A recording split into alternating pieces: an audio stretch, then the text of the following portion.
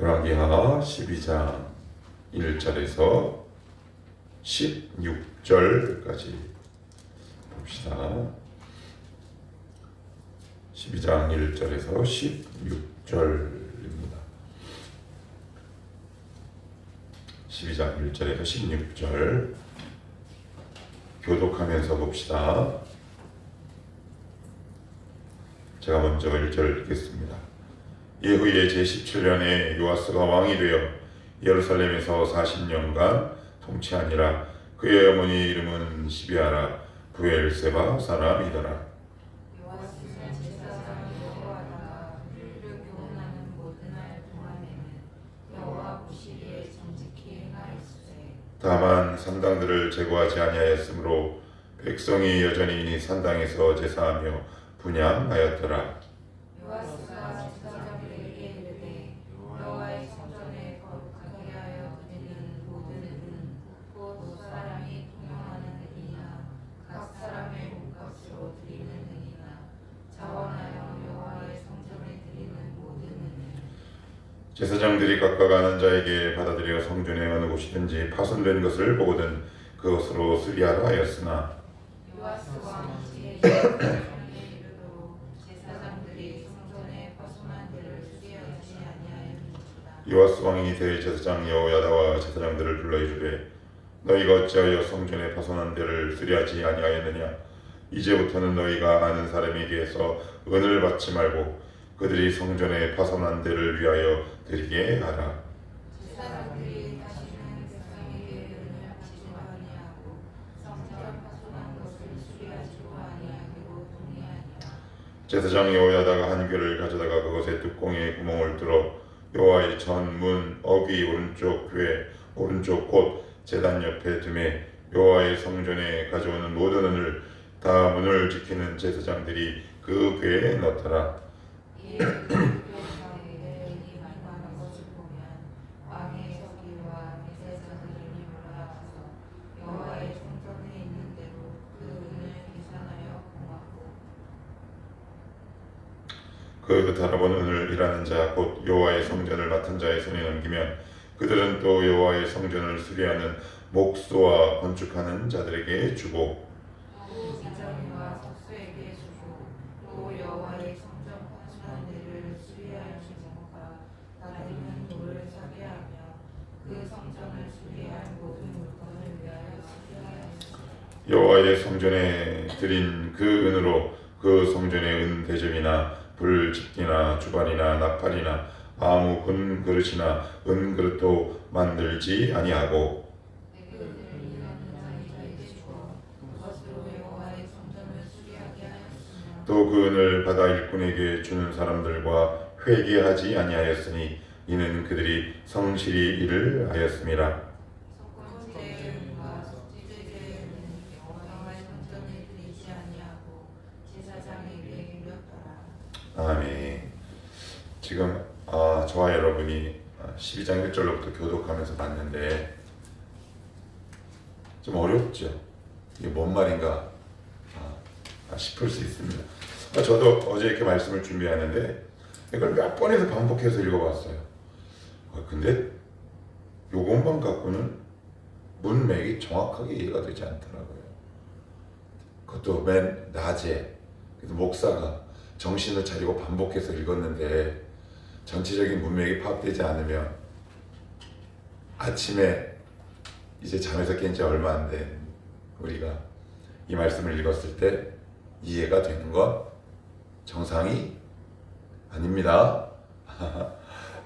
이건 이제 요아스가 이제 성전을 보수하는 내용입니다. 전체적인 이야기를 이렇게 하면 요아스가 어느 날 이렇게 보는데 성전이 곳곳에 퇴락, 쉽게 얘기하면 고장나고 허물어져요.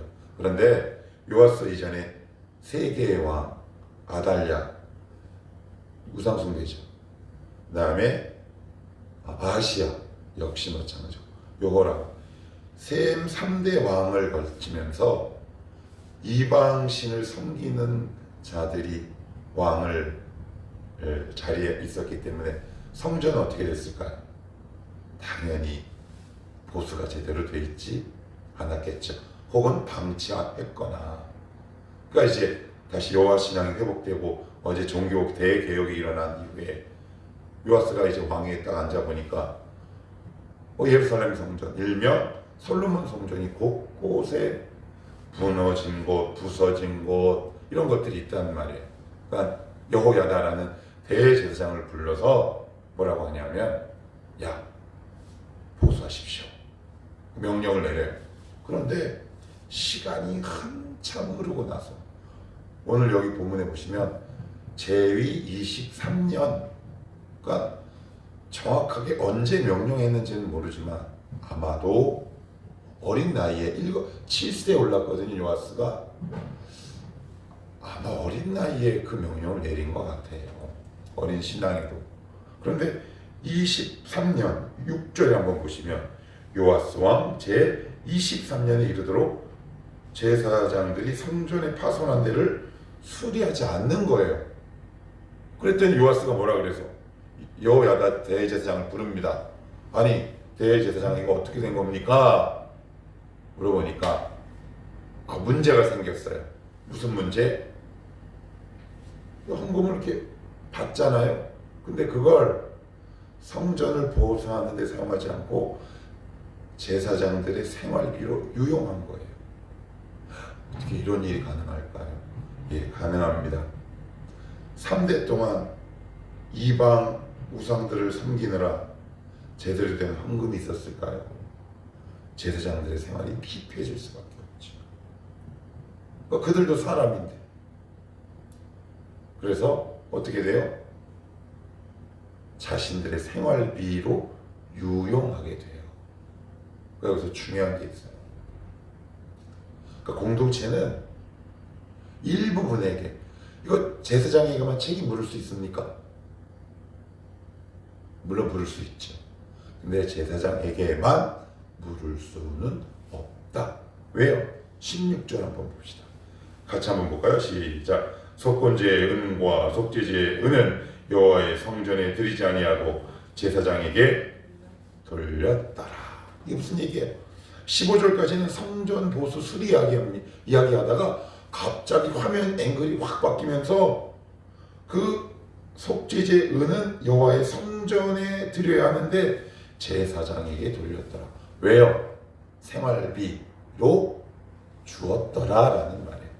그러니까 교회 물질은 우리가 보는 데 사용하고 또한 일꾼을 위해 일꾼을 세우고 사람을 세우는데 써야 한다라는 표면적인 이유뿐만 아니라 이렇게 16절에 이런 표현을 하는 것으로 봐선 그 책임이 제사장에게만 있지 않고 그 헌금을 바르게 드리지 못한 이스라엘 백성에게도 있음을 열왕기 기자는 간접적으로 설명하고 있다.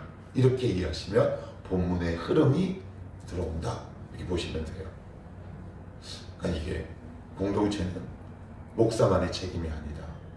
일부의 책임은 아니다. 만약에 그 와중에서도 꾸준히 이 성전 보수와 그것을 신앙을 위해 11조를 백성들이 드렸다면 오늘 이런 일이 발생하지 않아요. 그래서 어떻게 하냐면 그 헌금을 받는 자를 탁 따로 세우기 시작합니다. 이제 너 제사장들 직접 헌금 받지 마 라고. 그래서 이 일을 분리시켜. 너는 헌금 돈괴를 맡고 그리고 너는 이 성전을 보수하고 유지하고 라는 이야기를 구어체로 썼기에 우리가 아침에 이야기에는 조금 어려웠다. 이것이 전체 문맥이라면 이제 조금 자세히 한번 읽어봅시다.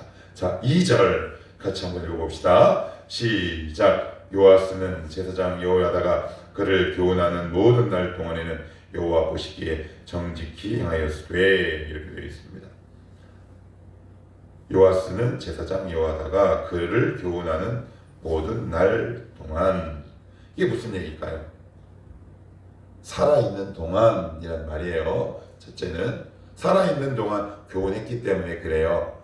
그러니까 살아있는 동안에는 여호와 보시기에 정직히 행하였을 때, 이게 긍정적인 표현 같아요? 아니면 약간 부정의 의미를 담고 있는 것 같으세요? 한 부정의 의미를 담고 있어요. 3절이 그것을 뒷받침해요.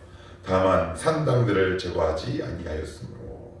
그러니까 살아있는 동안에는 여호야다의 지도를 받아서 열심히 하나님을 섬기는 일을 계속 진행해 왔는데, 역대하에 보시면 어떤 일이 생기느냐? 요아스가 아세라 목상을 세워버립니다. 여호야다가 죽은 이후에 더 이상 말씀의 지시를 받지 않을 때, 우리가 말씀의 조명 아래 있지 않을 때, 저와 여러분도 이럴 수 있어요. 아우, 요아스 인생이 그래. 성경을 보면서 손가락질 하시면 안 된다니까요. 이게 무슨 얘기예요? 우리도 이 땅에서 성도의 길을 걷다가 말씀의 조명 아래 있지 않으면 우리는 하나님 보시기에 정직한 길에서 어긋난다라는 말씀을 하고 있습니다. 날마다 말씀의 통치 아래, 날마다 말씀의 깊은 조명 아래 우리의 심령을 둘 수 있어야 해요. 그런데 여기서 독특한 단어를 사용합니다. 정직이라는 단어를 사용합니다. 무슨 의미일까요? 하나님의 말씀 아래서만 우리 인간은 정직할 수 있어요. 여러분의 정직을 담보할 수 있나요? 이렇게 얘기해요. 난 원래 정직한 사람이야. 근데 주님은 이렇게 평가하죠. 의인은 없으니 하나도 없다 라고 얘기합니다. 평가하십니다. 여러분의 정직을 무엇으로 나타내시겠습니까? 인간의 정직은 오롯이 하나님의 말씀에 조명 아래 있을 때만 우리의 정직은 드러날 수 있고요. 그러한 인생이 하나님 보시기에 정직하게 살아갈 수 있음을 이야기합니다. 그래서 우리는 날마다 말씀의 조명 아래 있어야 합니다. 어제도 오랜만에 어떤 오랫동안 알고 지냈던 사모님이 저희 아내랑 우리 교회를 방문을 했어요. 이야기를 하다가 그냥 우연하게 그런 이야기를 나눴습니다. 사모님, 나 요즘 이렇게 말씀을 묵상하다 보면 하나님이 꾸짖고 회개하기를 요구하시는 것들이 있습니다. 이게 뭔데요, 목사님? 진성아, 너 예전에 내가 너에게 주었던 시간, 주었던 물질, 네 곁에 보내주었던 네 소중한 아내를 한때는 소중하게 여기지 못했음을 회개하지 않겠니? 근데 그 회개가 공포와 두려움이 아니라 나의 영혼을 깊은 곳을 건드리시고 나의 영혼을 깊이 회복시키려는 하나님의 초대처가 느껴졌어요. 말씀을 묵상하는데 말씀이 내 영혼의 곳곳에 세포를 뚫고 지나가서 나의 영혼을 조명하기 시작합니다. 여러분, 날마다 우리의 영혼을 말씀의 조명 아래 두고 있습니까? 안 그러면 우리도 요아스처럼 됩니다. 말씀의 조명 밖으로 나가는 순간 우리는 아세라 목상을 세우기 시작합니다. 우상 숭배의 길로 지나갑니다. 제가 예언하는 능력은 없어요. 그렇지만 이거는 예언할 수 있어요. 우리의 심령이 말씀의 조명 밖으로 나가는 순간 우리는 요아스와 똑같이 아세라 목상을 나의 심령 깊은 곳에 딱 받게 되어 있습니다. 그러니 날마다 말씀 아래 여러분의 영혼을 두십시오. 그 말씀이 여러분들의 영혼을 조명하게 하십시오. 통찰하게 하십시오. 지나가게 하십시오. 그 영혼만이 하나님 보시기에 정직하고 아름다운 인생이 될 수 있고요. 두 번째는 이게 무슨 얘기예요? 살아있는 동안에 잘했다면, 어릴 때부터 여호야다의 훈련을 받고 지도 편달을 받았잖아요. 그러니까 어릴 때부터 훈련됐잖아요. 그런데 요아스의 맹점은 뭐냐? 두 번째, 신앙의 자립을 이루지 못했어요. 그렇잖아요. 역대하 나중에 보십시오. 병행 본문이 있어요. 24장, 25장에 나오거든요. 여호야다가 죽죠. 그래서 저는 우리 교회 청년들이 생각나는 거예요. 하나님, 의존적인 신앙에서 벗어나게 하옵소서. 하나님과 1대1로 만나게 하옵소서. 물론 이 목사가 말씀을 전하는 도구가 되지만 나를 보는 것이 아니라 말씀을 보게 하심으로 이 목사가 지금 당장 죽어도 우리 청년들이 신앙으로 독립하고 자립하게 하옵소서라는 고백이 어제 말씀을 준비하는 내내 저 영혼에서 터져나옵니다. 여러분들 자립하시고 독립하셔야 합니다.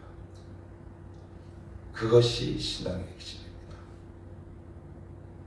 제가 없어도 죽어도 쓰러져도 여러분의 신앙은 자립하고 독립해야 합니다.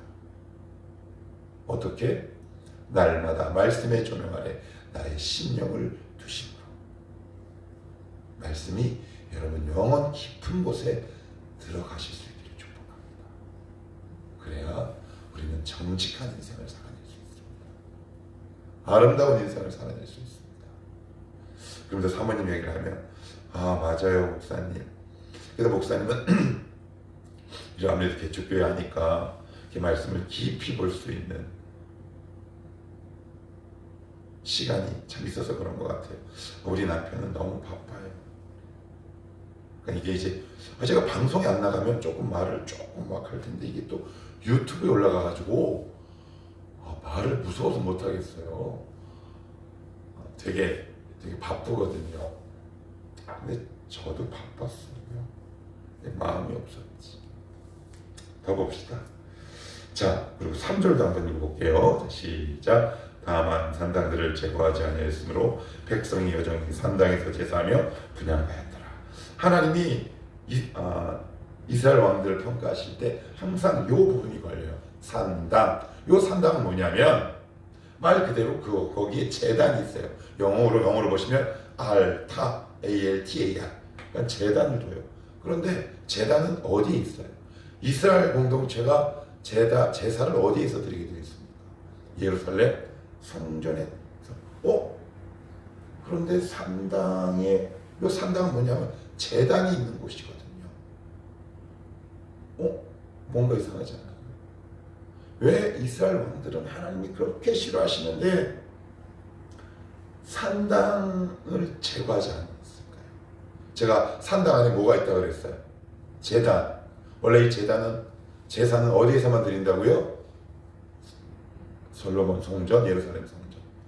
편의를 위해서 산당을 제거하지 않아요. 여러분 신앙은 여러분 편의를 따라가면 망합니다. 신앙은 내 편의를 따르는 것이 아닙니다. 신앙은 말씀을 따라가는 것이겠지.